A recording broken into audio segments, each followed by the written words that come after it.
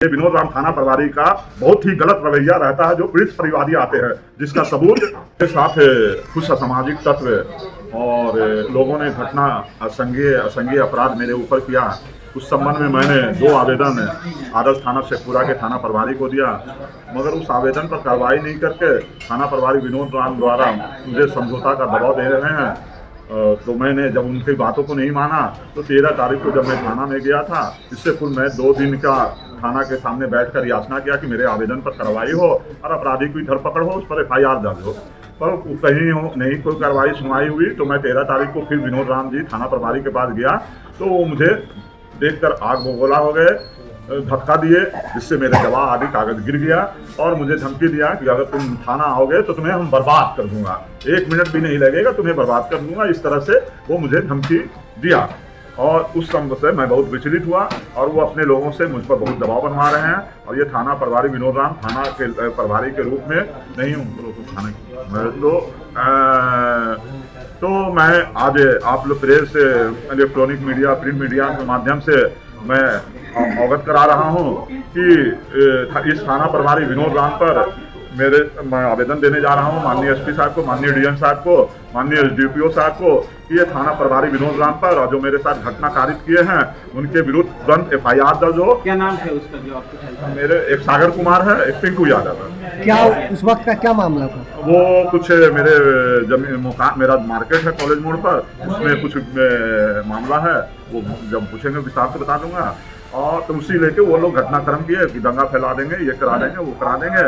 तो मैं 13 तारीख को मेरे साथ सामने विनोद राम ने बहुत बुरा व्यवहार किया, जो इसका मेरे पास साक्ष्य मौजूद है। कुछ साक्ष्य उपलब्ध कराने के लिए मैंने RTI लगाया है, वो सब उपलब्ध हो जाएगा तो मैं और आगे बढ़ूंगा। अब इस आगे क्या करने की आगे की मेरी यही तैयारी है कि पहले मैं शेखपुरा के DM साहब को, शेखपुरा के माननीय SP साहब को, माननीय SDPO साहब को एक आवेदन देने जा रहा हूं कि इन लोग विनोद राम थाना प्रभारी पर FIR हो, कड़ी से कानूनी कार्रवाई हो, विभागीय कार्रवाई भी हो। और अगर उस मेरे आवेदन पर कार्रवाई नहीं होगा तो चुनाव के बाद मैं 21 से लेकर 24 तक समाहरणालय के सामने धरना पर बैठूंगा।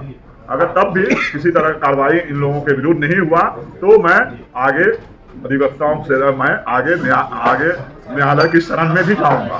और इस बीच मैं जब तक इन विनोद राम थाना प्रभारी पर और उन सामाजिक तत्वों पर FIR दर्ज नहीं और कानूनी कार्रवाई और विभागीय कार्रवाई नहीं होगा, हम लोगों का संघर्ष जारी रहेगा। ये हम लोगों का आगे का प्रोग्राम है, आगे का कार्यक्रम है। हम लोग सामाजिक कार्यकर्ता हैं, अगर हम लोग इसका विरोध नहीं करेंगे, ऐसे भ्रष्ट पदाधिकारियों का, भ्रष्ट तत्वों का, सामाजिक तत्वों का आखिर कौन करेगा? इसलिए और ये विनोद राम थाना प्रभारी का बहुत ही गलत रवैया रहता है जो पीड़ित परिवादी आते हैं, जिसका सबूत माननीय सुप्रीम कोर्ट के आदेश से थाना में जो CCTV कैमरा लगा हुआ है उसकी जांच हो तो कई पीड़ित को ये मारते हुए दिखाई देंगे, पीटते हुए दिखाई देंगे।